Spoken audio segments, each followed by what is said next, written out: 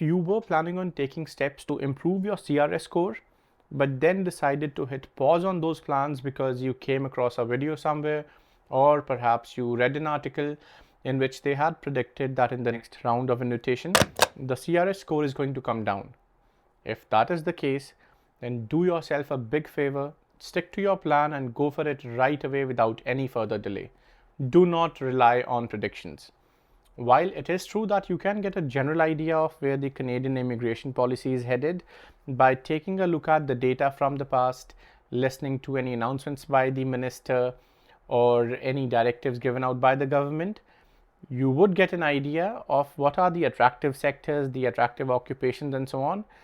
But you must shy away from making any precise predictions based on this information. So whatever it was that you were planning on doing, go for it right away. It could have been writing your language test again or getting foreign work experience. It could have been an N number of things. Just go for it. I will explain this with an example.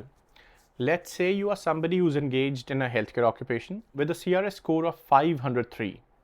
If you were to take a look at the previous two rounds of invitation under this category of healthcare occupations, you will find that on the 2nd of May, the score was 510.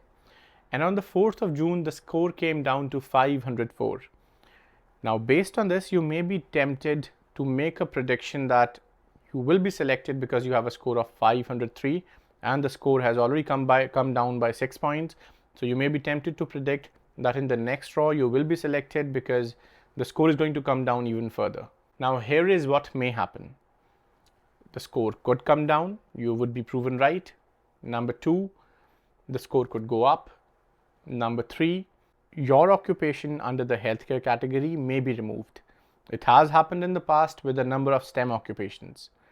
Number 4, healthcare category in itself may be removed entirely, which is also not new, which has happened in the past with transport occupations. So there are numerous possibilities of what may happen in the future. If you are in a position in which you would get a significant advantage simply by writing your language test score again and getting a higher score, then just go for it, because you never know what may happen in the future. Canadian immigration is ever changing, ever shifting. Let me give you another example. So I'm going to show you 3 versions of the same document, the immigration levels plan. Let's take a look. Okay, so in the immigration levels plan document from 2022, look at the numbers for 2025, the projected target. Under federal high scale, it was 114,000. Federal business was 6,000. Economic pilots, it was 14,750. AIP, 14,500. PNP, 117,500. Now we're going to see how these numbers, how these projected figures changed over the years. So this is the same document, but for 2023.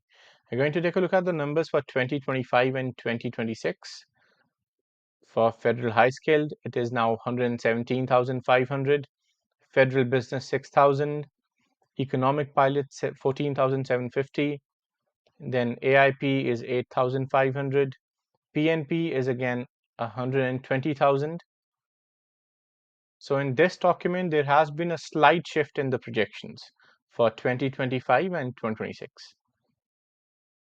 Okay, finally, we're going to take a look at the most recent or the most up-to-date version, Immigration Levels Plan, issued on 24th of October 2024.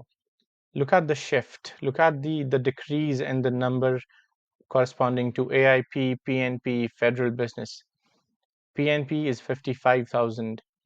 AIP is 5,000. Federal business is 2,000. So there has been a significant decrease in the projected targets. It is the same document, Immigration Levels Plan, but owing to a shift in policy considerations, the projected numbers have decreased. So when it comes to immigration, nothing is set in stone. We cannot make any precise predictions.